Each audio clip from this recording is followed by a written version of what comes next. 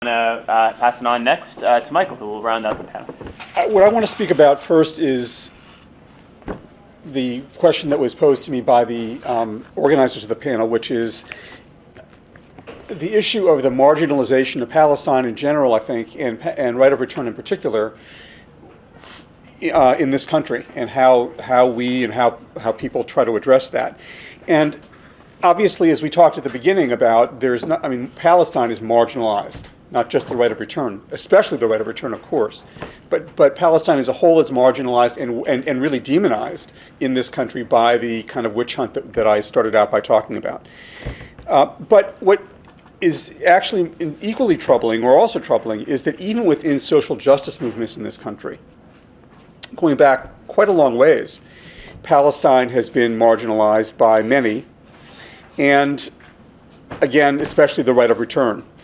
So, especially in the wake of the new, or in the context of the new anti-war and anti-imperialist movement since 9/11 of 2001, groups like Allowda, the Palestine Right of Return Coalition, and others have fought very hard, even within those broader social justice movements, to insist that Palestine be fully addressed as part of that overall discussion. And of course, the other side is quite aware of doing that in the reverse. Immediately after 9/11, for example, the Israeli regime did its best to identify Palestinians as the same thing as Al-Qaeda, and to demonize Arab Muslims in this country and beyond, what might be called the new anti-Semitism. That's the real anti-Semitism of today. It's not anti-Jewish, but anti-Muslim, anti-Arab. And so the argument of Auda and groups like that is to say that these various struggles for justice, whether it's abroad or at home, or connected both, certainly anti-imperialist struggles must address the issue of Palestine, because Palestine is at the heart of those issues already, whether we recognize it or not. Israel is the outstanding imperial watchdog of the United States and the other imperial powers in the Middle East and throughout that region and beyond. So to fail to address that is really to fail to acknowledge the reality that's there, whether or not we accept it. And so for that reason, some of us who worked in the various anti-war and anti-imperial and anti-racist movements in this country have tried to insist as well that Palestine be at the forefront, and in the forefront of Palestine, that right of return, for the reasons that have been discussed here today, and more that we can't even get to, that the right of return is central to that. And it's for that reason that the group that I'm here representing today, Jews for Palestinian Right of Return, my brother David in the back is a co-founder, why we named the group that. Because it was not simply to say that there are Jews that supported Palestinian rights in general, or opposed even Zionism in general, but again to refocus that the right of return is at the core of making that real. And so we've tried, in a very modest way, to issue statements and a series of posters that come out routinely online, and presentations like this to emphasize the reasons for that. And in doing so, I think we've also tried, along with others, to dispel some of what you might call the creation myths of Zionism. I'm not saying that we came up with these critiques, but we've tried to reflect them and to articulate them. And that, of course, would start with the idea of the old Zionist claim to be about building a new state in a land without a people for a people without a land. That's the old, century-old claim that was put out there. Neither part of which, by the way, is true.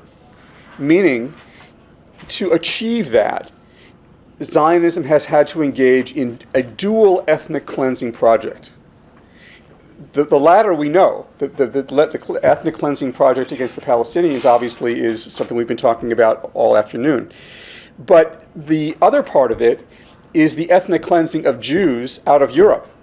Because without Jews out of Europe and being settlers in Palestine, there could be no Jewish majority. And yet, as discussed by Israeli historian Shlomo Sand in his book, The Invention of the Jewish People, Jews were not expelled historically by the Romans from Palestine, but grew through natural migration and especially conversion of other people to Judaism.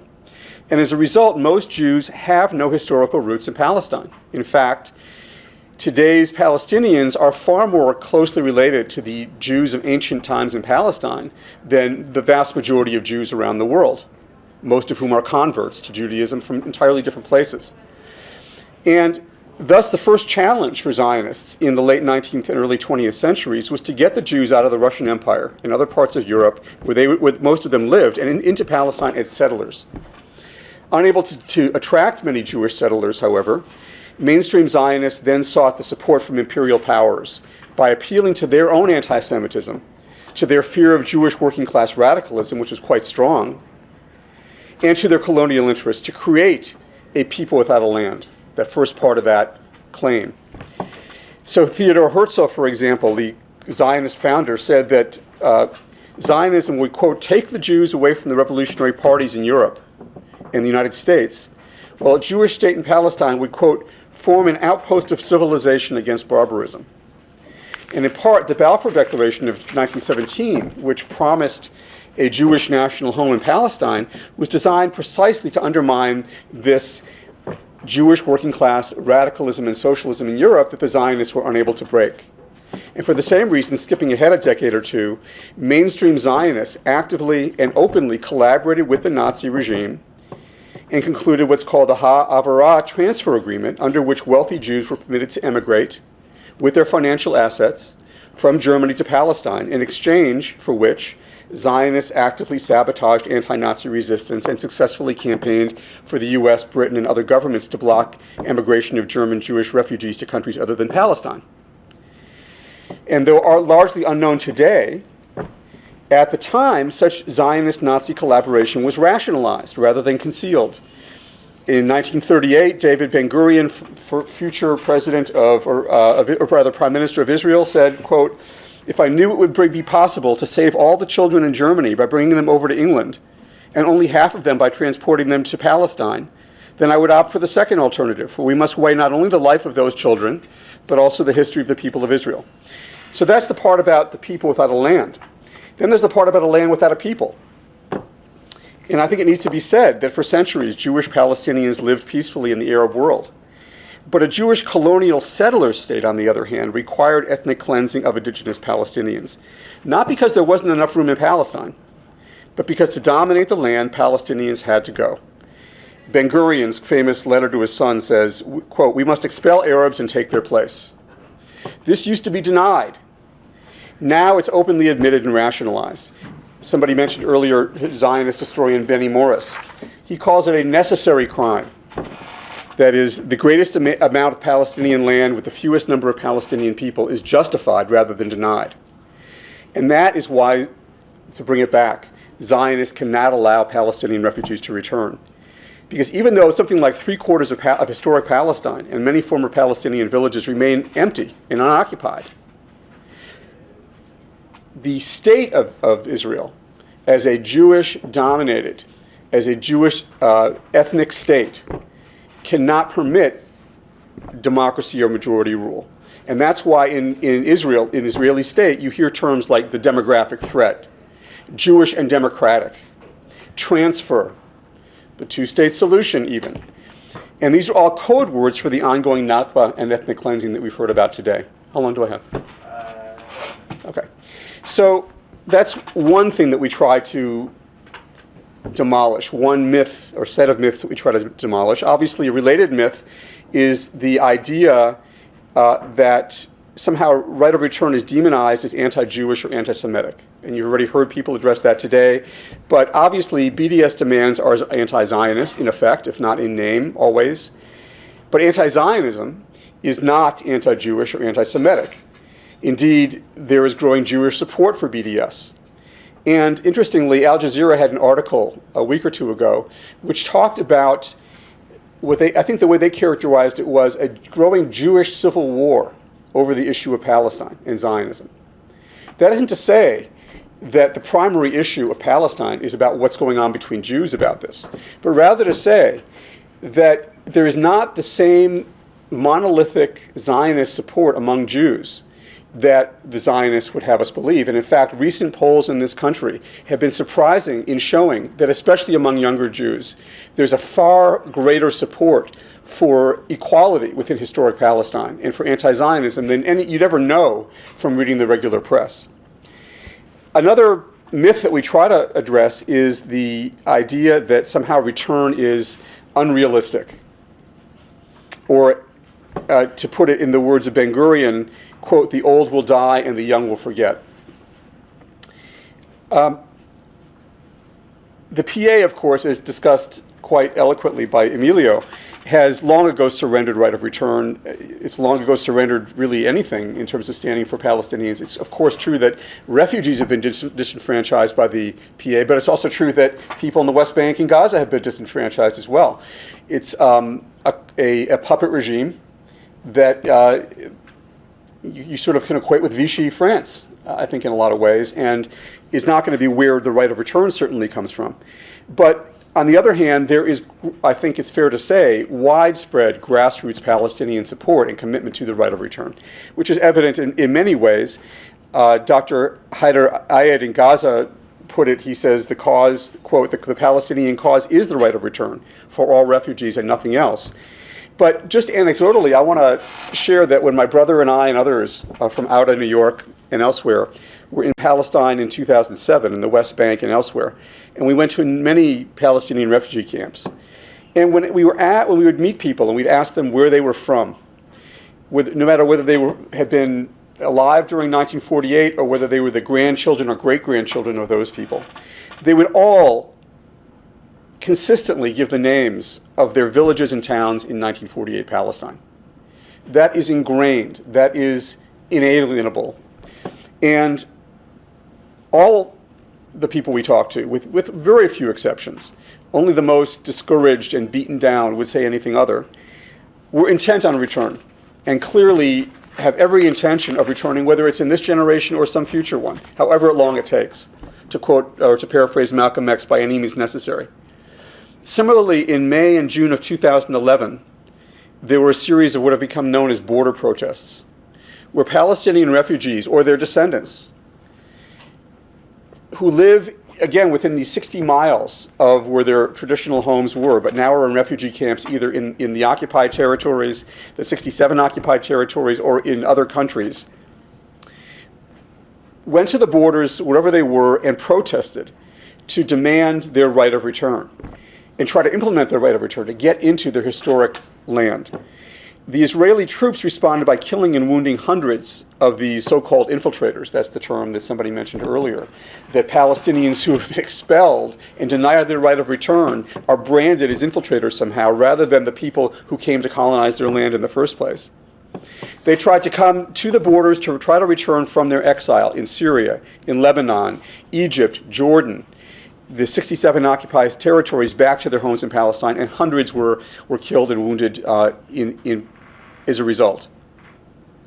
The point, I think, is that for the reasons we've discussed here today, the right of return, whenever it comes, and it will come, is going to be from below.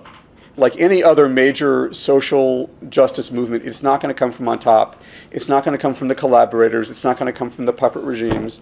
It's not going to come from the politicians. It's going to come from mass movements of people who are going to insist on it and accept nothing less. We've tried to reflect these sentiments from Palestine, both Palestinians, well, wherever they may be, in the founding statement of Jews for Palestinian Right of Return, which was issued in 2013, which states, among other things, quote, "Solidarity means unconditional support for the just aims of those resisting oppression. As Palestinian journalist activist Math Musleh explains, quote, if you think that return is not possible, then you are not really in solidarity with the Palestinian cause." The statement continues, "Some also object that refugees' right of return would mean an end to the Jewish state, but supporters of social justice must ask themselves how they can defend a state whose very existence depends on structural denial of Palestinian rights." And I think, and that ends the part of the quote I wanted to read, but I also think it's worth mentioning, and it's unfortunate, that those who claim the Palestinian right of return is unrealistic And unfortunately, there are people within who call themselves Palestinian rights supporters, for example, Norm Finkelstein and Noam Chomsky, that claiming it's unrealistic is really often a pretext for support of a Jewish state. It's not really an estimate of the likelihood of success, because if you use that kind of approach, what in the world would ever be likely to succeed when you start? I mean, I can tell you, as having been involved in the anti-war movement during Vietnam or the anti-apartheid movement during South Africa, that it often seemed that those things would just go on forever. I mean, they seem to go on forever. And yet you had to believe, as with the black freedom struggle in this country or any number of other issues, that eventually, by remaining committed to what's right, you would in fact succeed. And it's interesting, I think, and telling that it's only when it comes to Palestine that there are some people who claim to be for social justice, but who nonetheless say, but it's not realistic. And I think that raises the underlying issue of whether that's really about realistic or whether it's about being unwilling to surrender the idea of a Jewish state. And I think it's also true that, or rather it's to say that right of return is unrealistic only as long as there is a Zionist state in Palestine. The BDS campaign does not specify what the alternative would be other than the commitment to those particular rights. But I think it's also fair to say that a growing number in the BDS movement and certainly in Palestine believe that one state is the only solution, just as it was in apartheid South Africa. Ali Abunimah, the founder of Electronic Intifada, puts it, quote, "There is one geopolitical entity in historic Palestine. Israel must not be allowed to continue to entrench its apartheid, racist, and colonial rule throughout that land." We've tried to echo that in Jews for Palestinian Right of Return by saying, quote, "As Jews of conscience, we call on all supporters of social justice to stand up for Palestinian right of return and a democratic state throughout historic Palestine, from the river to the sea, with equal rights for all." Thank you.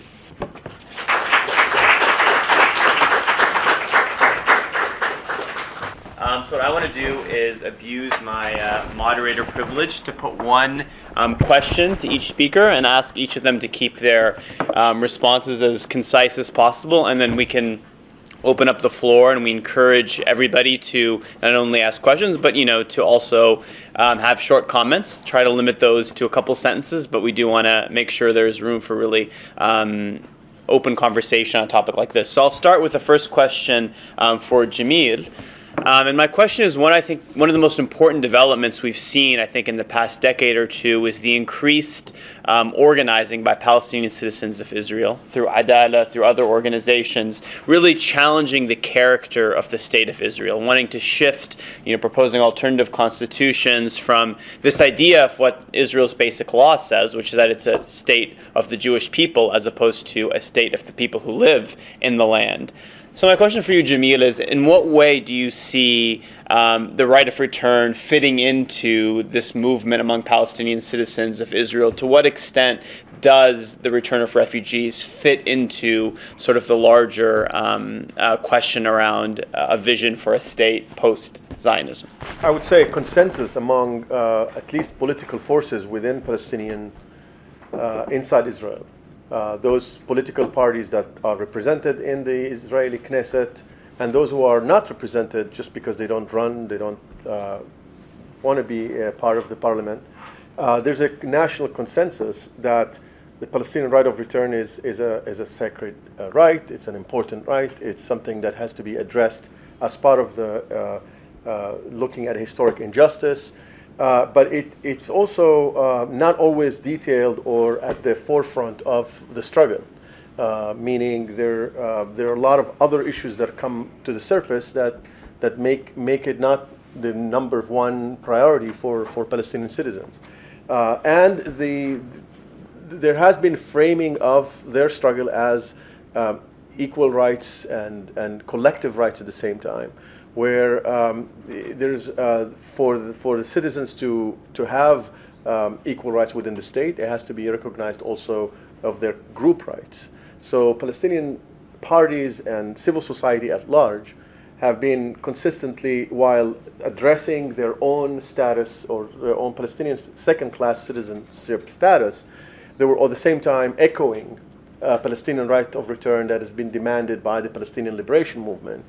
but has been diluted or have been suffering from the consequences of the last 20 years of the so-called peace process, where, as was mentioned earlier, the right of return has been diminished or has been sidelined, and to say the least, and it was not really addressed to the core. In fact, one of the things that we're seeing in the last 10 years or 15 years is that there's an attempt by the Israeli government and almost a consensus within the Israeli society to demand of the Palestinians not just only to recognize Israel as Israel, but to recognize Zionism and legitimize Zionism. And to recognize that Israel is the country of the Jewish people. And there were, in fact, some bills that were introduced in order to make that effort.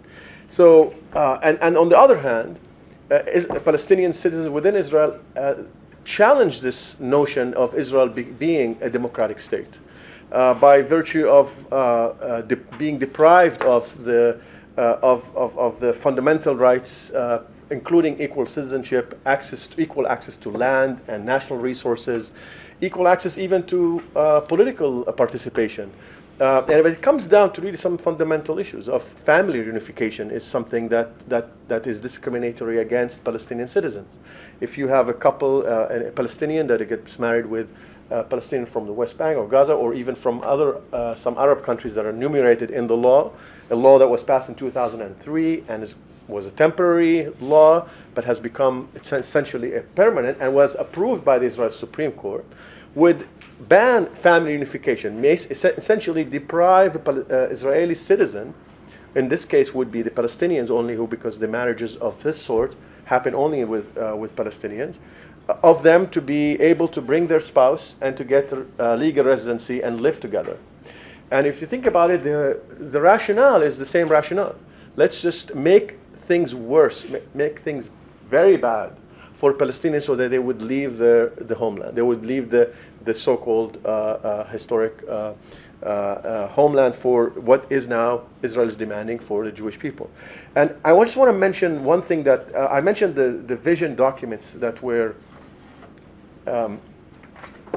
put forward by the Palestinian civil society, Palestinian political forces, including adopted by the so-called the higher follow-up committee that represents all forces within the Palestinian society inside Israel. After those vision documents were released, Israel's head of the Shin Bet, the General Security Services at the time, Yuval Diskin, said in an internal meeting with the Prime Minister at the time, Ehud Olmert, that the Palestinian citizens of Israel constitute as a threat, a strategic threat to Israel as a Jewish and democratic state.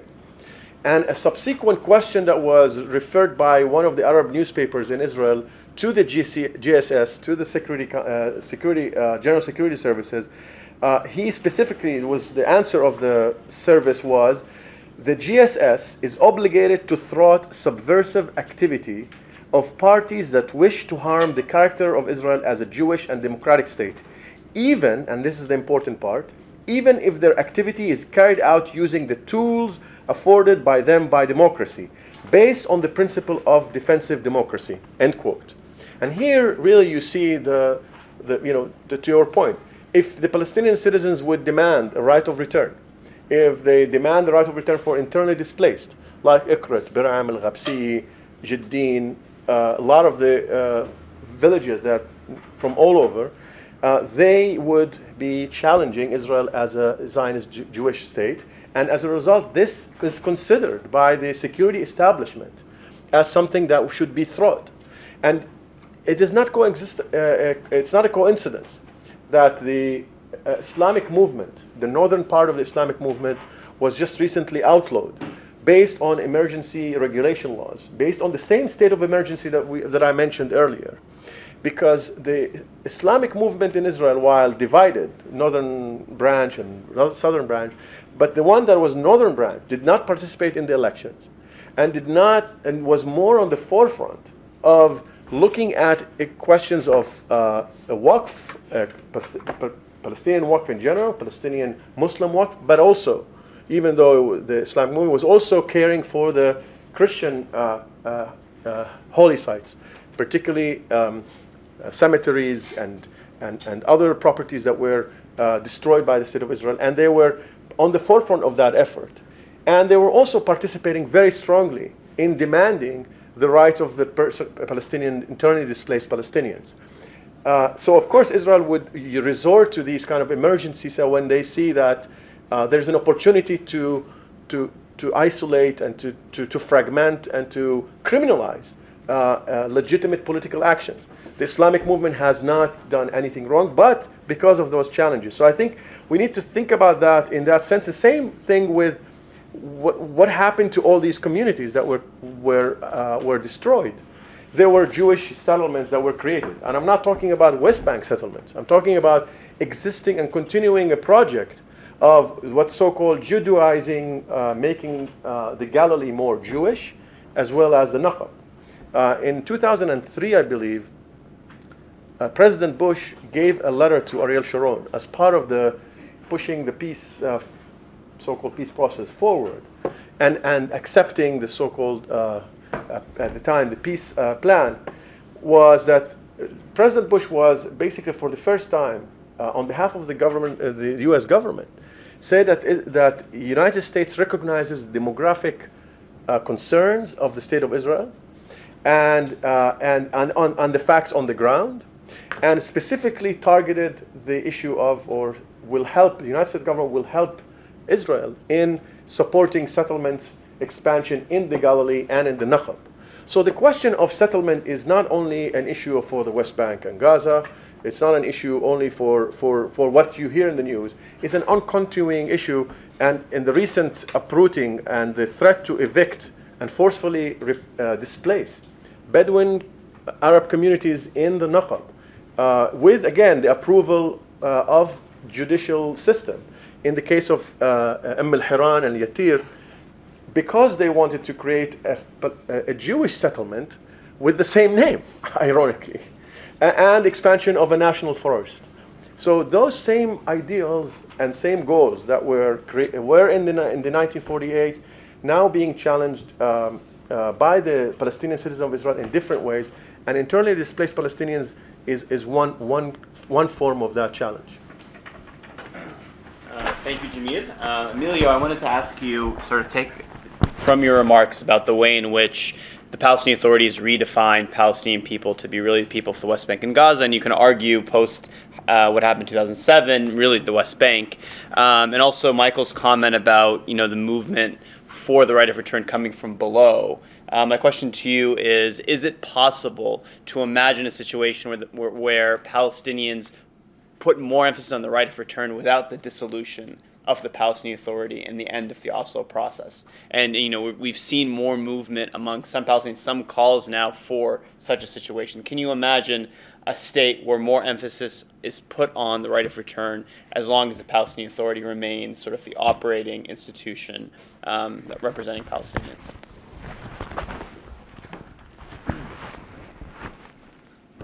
You're asking me to do a sort of political fiction, which is always difficult to do, right? Can I imagine Palestinians pushing more forcefully, if I understand well, in a more organized way for the right of return while the PA is there? Look, I mean, I don't know if that is possible. I hope so. What I know is that despite the fact that we tend to dismiss the PA as a non-important and a sort of local government without real powers, which in many senses it is, right? I mean, it's a fact that the PA was deprived of the elements of a sovereign state, and that this is not a secret. My point is that despite the fact that the PA is not an state, it has some similarities. I mean, to use Wittgenstein's words, one can say that the PA has family resemblance to a state. I mean, in which sense? In the sense that all the dynamics that one can observe in the in statecraft, in the construction of a state, basically concentration of political power, concentration of economic power, concentration of symbolic power, and this last one is the most important for the issue of refugees. The concentration of symbolic power, I mean by that the power of the authority to delineate the contours of a nation, and not only individual identities but also collective identities. I mean, the PA has been accompanied by all these elements. Right? I mean, it's the same way that it's not a secret that it's not a state. The PA is a sort of political organization that has been accompanied by all these elements, the concentration of political, economic, and symbolic power. Now, regarding the concentration of symbolic power, the power to, as I said, delineate the contours of the nation, redefine identities, and etc., I think the Palestinian Authority has been very successful. And to the extent that not only it has shaped or reshaped and redefined identities in such a way that it furthers division and fragmentation, but the PA has always also managed to do something quite astonishing, which is that despite the lack of legitimacy in the eyes of many, today the Palestinian Authority is maybe the hegemonic place of politics in Palestine. To the extent that maybe I will anger some, but I would say that I was so frustrated in Palestine all these years, seeing that there is very little politics outside the PA. So I think this fragmentation that the PA has further somehow adding to the fragmentation created by the Israeli colonial regime, the dividing Palestinians. I think the PA itself has added some new divisions, fragmentations, and contradictory dynamics that have somehow prevented Palestinians from organizing and resisting to Israel in any meaningful way. Refugees are more and more excluded and marginalized, and I don't see, frankly, that being reversed. I'm scared that precisely because the political legitimacy of the PA, which I think we should differentiate from, one thing is the political legitimacy of the PA, and another thing is the political legitimacy of the current leadership, which is totally different, right? I mean, the fact is that even though we all, almost, I hope, are against Abu Mazen's rule, the fact is that we are not all against the PA. And the examples are the PA as an institution, and the examples are astonishing. I mean, in Hamas, for example, who was historically rejectionist of Oslo and the PA political and electoral processes. It boycotted elections until 2005, but since 2005, and precisely because this concentration of political power, economic power, symbolic power, in fact favor what the Oslo process calls moderates compared to what it calls radicals, whoever opposes Oslo, right? Hamas understood that if they didn't want to disappear, they should be participating. I don't know if that was right or was a mistake. This is not the point. The point is that even rejectionists, like the Hamas party, have been participating and giving more and more institutional legitimacy and hegemony to the PA, and the PA, unfortunately, is an institution that is not furthering refugees and rights and the right of return, but basically curtailing and trying to, as I said, to obtain political gains based on the very renunciation of the right of return. So finally, a question for Michael, and I'm sorry to ask you one that I'm sure you get all the time, but I think it sort of hangs over this conversation, which is, for many in the Jewish community, whether in Israel and the United States, again, as we've talked about, the idea of a right of return means the end of Zionism, or the end of this idea of being a minority again, of not having that safe state, of being subsumed by the Palestinian population. So how do you, in mobilizing within Jewish communities for the right of return, how do you address that fear, and how do you overcome it? It seems to me one place to start is South Africa, because you may know, those of you who are old enough to remember, and those of you who are not may have read or heard, that the white minority regime said the exact same thing as an argument against majority rule in South Africa, that the white minority would be overrun, that it would be overrun, not only that, but they would be overrun by savage, barbaric people, like the same thing that's said about Arab Muslim populations today. So I think, though, that there is a growing, I don't mean to overstate it, but I think to some degree it's generational. I think those who are younger, who haven't grown up with to the same degree, perhaps, with the way in which Zionism used the Holocaust or misused it, exploited it to create fear among an older generation of Jews.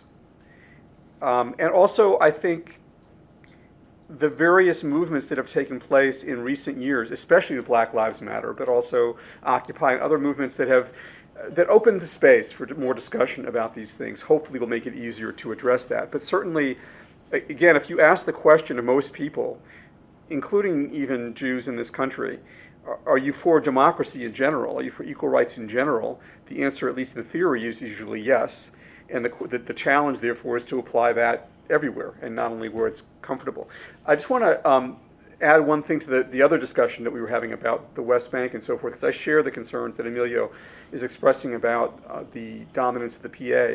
One thing I do think it's worth noting is the recent Palestinian teacher strike in the West Bank, which it was one of the first mass protests within the West Bank that I'm aware of in I don't know how long, of any kind. Now, it's true that was not explicitly about the occupation, but I think at least some of the coverage that you would read from MAN and from Al Jazeera and elsewhere, even in the New York Times they had a good article about it, I was amazed, made the connection that the PA, in people resisting and demanding their rights as workers and as teachers in that context, that at least opened up the potential for challenging the PA on all kinds of things: political repression, torture, violence, and collaboration with the Israeli regime. So I do think, and I mean, because this fits into the bigger question of where is the leverage to bring down the current regime as a whole, whether it's the PA or the entire Zionist structure. And the answer is not entirely evident, certainly not only from within Palestine.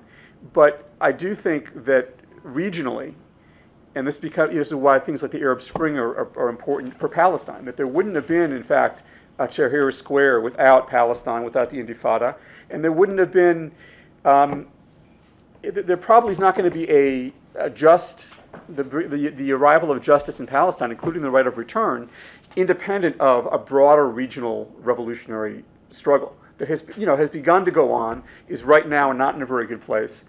But there are these moments like the Palestinian teacher strike that I think we need to be looking to whenever they appear. Not to overstate them, not to have false hopes, but to nonetheless realize that if it's going to come from below, then we better be looking for where below is happening.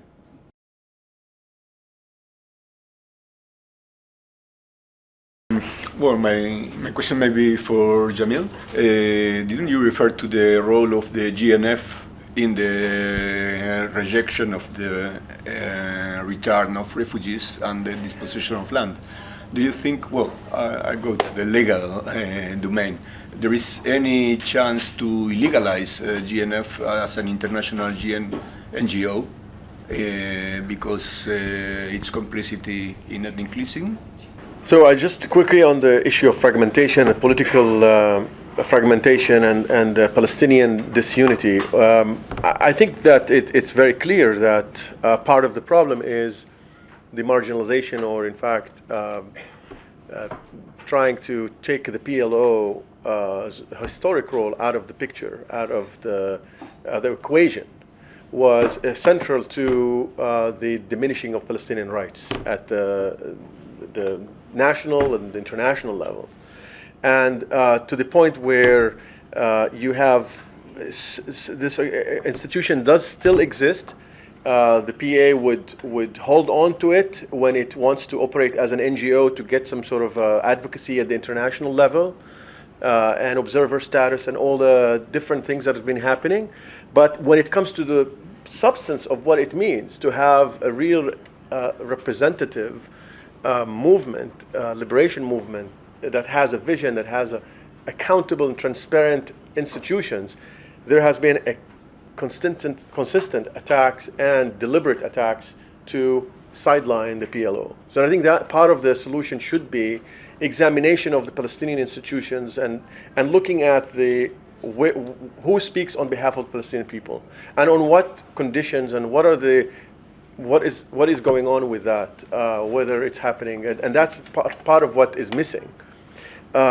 Quickly on the issue of legality, Israel has always been successful in framing the legal discourse or legal rights in a way that would be consistent with achieving the particular goals.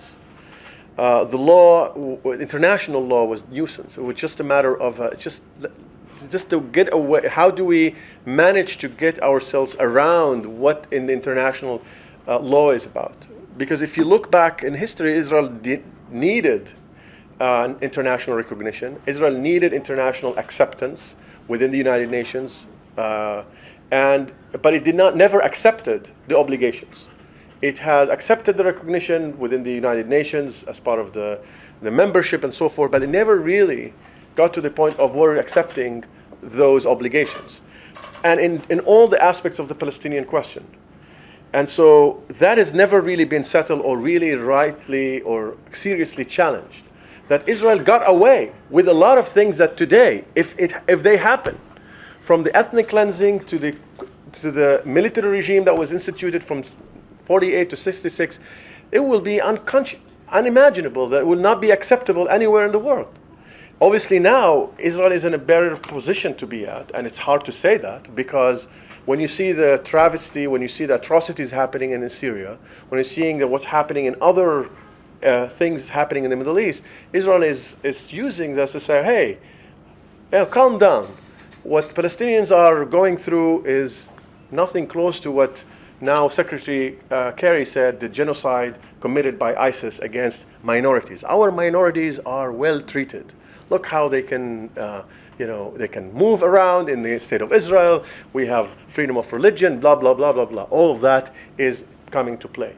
What it doesn't come into play is the consistency of building this regime that is able to maintain control over the people and at the same time distorting what is actually happening, legalizing things, normalizing things that is the new normal without having to make it as something that's so outrageous that you will build such a global movement against it. That is, I think, the challenge that we have in everything we do, with very small things that are happening to the big things like when Gaza is being attacked and thousands of people are being wounded and civilians are being injured and killed and so forth. Quickly to the question of the Jewish National Fund, which you could make a whole presentation about the role of international Jewish organizations.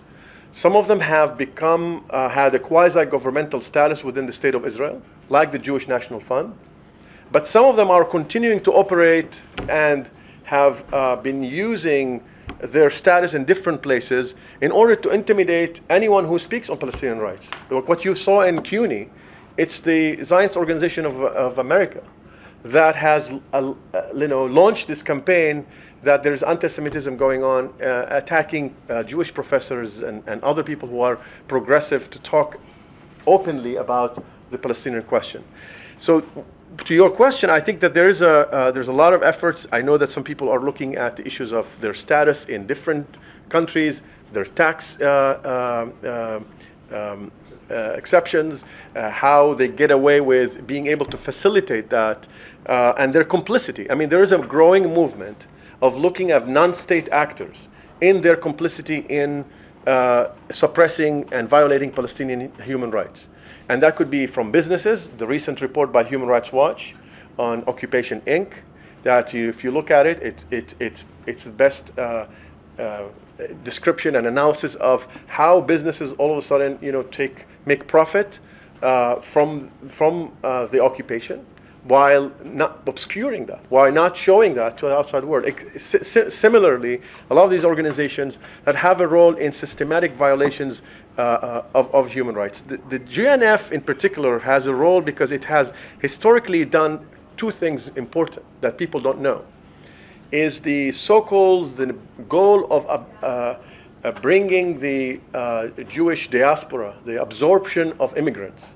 Jewish National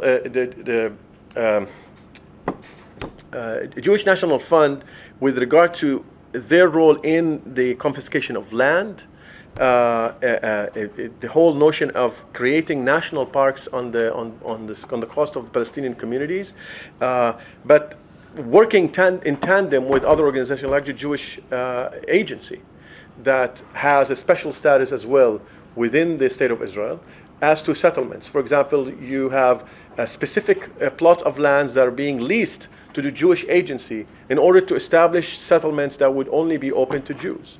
Although that was challenged in the Israeli courts, and the Qa'dan case addressed that issue narrowly in that particular case, but that policy continues. The Jewish Agency's status within Israel and outside Israel continues unchallenged, where I think there's a lot of ways that people should pay attention to the notion of you cannot really address, you cannot be seriously taken to charge people of anti-Semitism when you are not condemning racism by organizations like the GNF, like the Jewish Agency. For those of people who will be coming to challenge the movement on anti-Semitism, the first question should be directed is, are you really consistent and universal about your challenge against xenophobia, racism of all sorts? And if you are, then I want to see what you're doing about the GNF and about the Jewish Agency and about other many institutions that are claiming to be promoting civil rights, but actually, in essence, they're promoting division and xenophobia and the lack of human rights and equality for all. We should have a couple minutes, maybe quickly from you. Yeah, I mean, to the question about the legal aspects of the right of return, as separated from political and moral concerns, I don't think one can do that for different reasons. One is, I would say, logical, another is strategic or political. I don't think we should separate. I think there is no problem with the right of return, like there is no problem with most of the norms of international law. We know the content of them. We know what they say. They are not being applied, not because they are not clear. So there is no much space for interpretation about the 194 or other resolutions, right? So the problem is precisely a political problem, and that is why I think these things should not be separated.